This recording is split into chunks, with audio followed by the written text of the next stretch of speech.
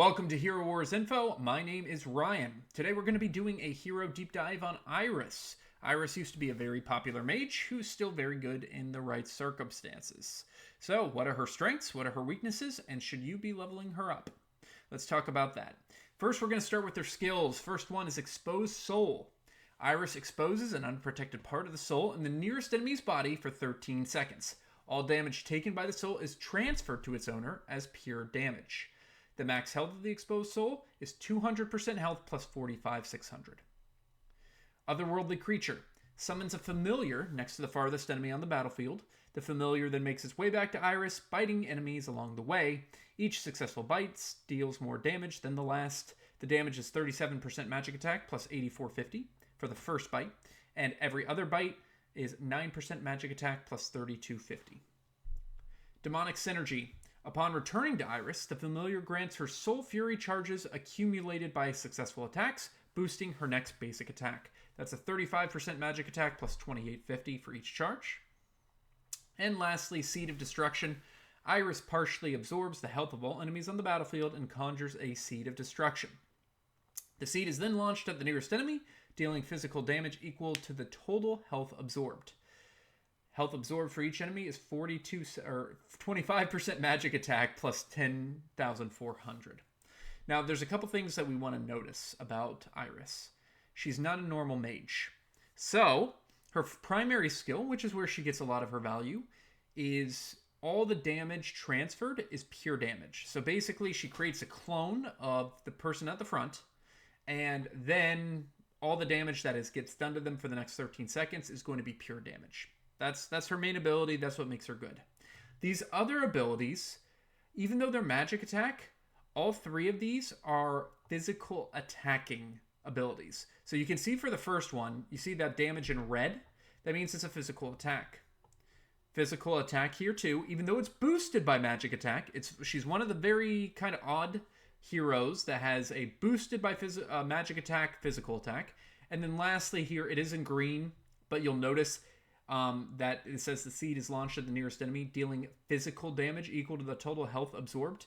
So the absorbed health is done based off of what is in green. But the actual seed that gets launched is physical attack. So 3 physical attacks, and then this is a pure damage attack. In terms of skins, Iris has 4 different skins besides her regular intelligence skin. Those are Magic Attack, Health, Armor, and Armor Penetration. Magic Attack is the primary, followed by Intelligence, followed by Health, and then it's really up to you on if you want to pick for more defense or a little bit more attack. I'd probably do Armor Penetration than Armor, but this is not as important because her main skill is the Exposed Soul. These other 3 are nice, but it's not going to be doing a crazy amount of damage. So because of that, the Armor Penetration is not as important. She is a mage and has a very high intelligence, which is positive, because that gives a lot of extra magic attack. Now, because she's a mage also, you're going to have a lot of Lamort's cards, and you're going to have a lot of Enigma's Chronicles, in which you're going to focus on. In terms for glyphs, we have Magic Attack, Health, Magic Defense, Armor Penetration, and Intelligence. Again, order Magic Attack, Intelligence, Health, and then Armor Penetration and Magic Defense last. For the artifact, she has a Magic Attack artifact called the Grimoire of Enslaved Souls. She also has a Magic Attack plus Health artifact and an Intelligence artifact. So my top priority here is the Tome of Arcane Knowledge, followed by the Grimoire, followed by the Ring.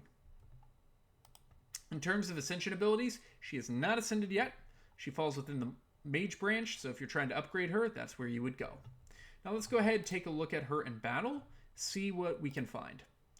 I added her with a Astaroth, Nebula, Iris, Heidi, Dorian combo, and I'm facing kind of a magic control team hybrid of Astaroth, Maya, Celeste, Martha, and Arachne. So let's go ahead and start.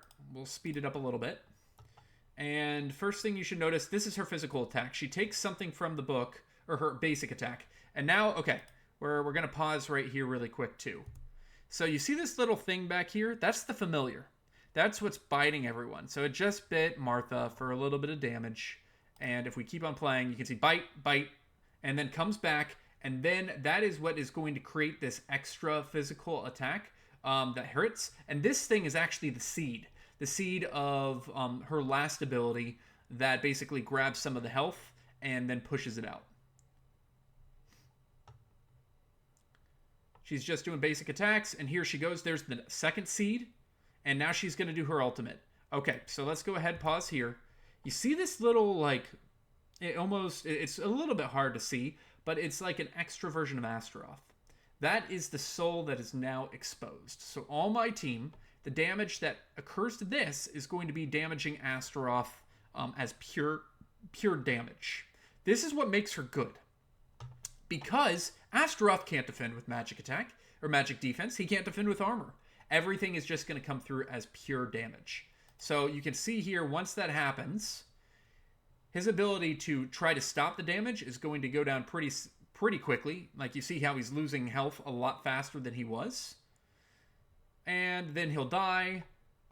And you'll see Iris keeps on just doing her regular basic attacks, and that's the battle. So, helped me and helped that team really knock down that Astaroth pretty quickly. So let's talk about her strengths, and we just saw it in action. Number 1 strength, she's one of the best tank killers, because you get that exposed soul out that can, regardless of the defense that a tank has, right? If they have a ton of armor, if they have a ton of magic defense, it just converts all damage to pure, and they can't do anything about it. So that's her main value proposition as kind of a tank killer.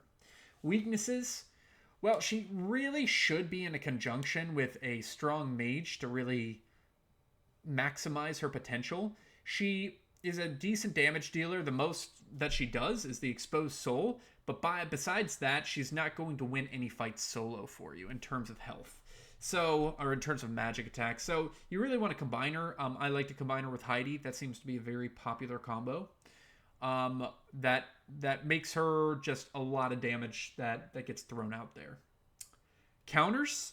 If you're trying to counter her, there's a couple different ways that you can do it. Rufus is a great counter because Rufus cannot die by pure damage. So, if she is exposing Rufus's soul, he is invulnerable because every damage is getting converted to pure, and so he can't die. So that Iris is very, very ineffective against him. And then the other hero that I want to point out is Yasmine. Yasmine is actually really good at going to Iris in the back because Yasmine doesn't have, or Iris doesn't have a lot of defense. She's not particularly have a lot of health. She doesn't have a lot of armor, so Yasmine can really get behind and knock her out pretty quick unless you have a counter to Yasmine as well. She's good against tanks with high health and defense, so those are the ones that you kind of want to be focusing on. But she's not a bad hero in a lot of different circumstances. It doesn't have to be necessarily tanks. She's also pretty solid against like Aiden teams because they have a ton of health and usually armor too. And countering that and putting in a pure damage dealer and basically making all the attackers on your team pure damage dealers for that 13 seconds would be able to knock down that Aiden whatever combo pretty quick. Best use with, I already mentioned Heidi. I also put Dorian. They're a nice little trifecta combo. They basically keep on healing each other because Iris and Heidi are good damage dealers. So it will continually heal that back line as they do more and more damage. Best pets to use, I personally like to use Biscuit just to stop some healing too of the opposing team. So Biscuit is my choice for pet. Overall grade, Iris used to be, I would say, in the A- range.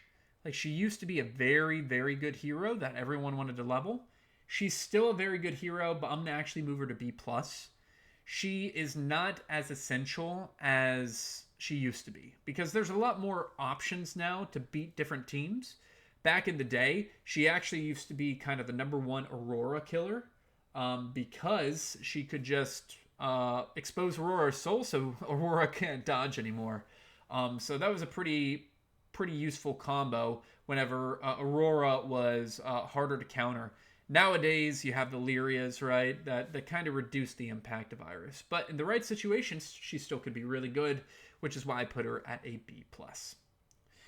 So, put in the comments if you like Iris, if you think you should level her, and if there are other heroes that you want me to do deep dives on, go ahead and put those in the comments below as well. Thanks for watching.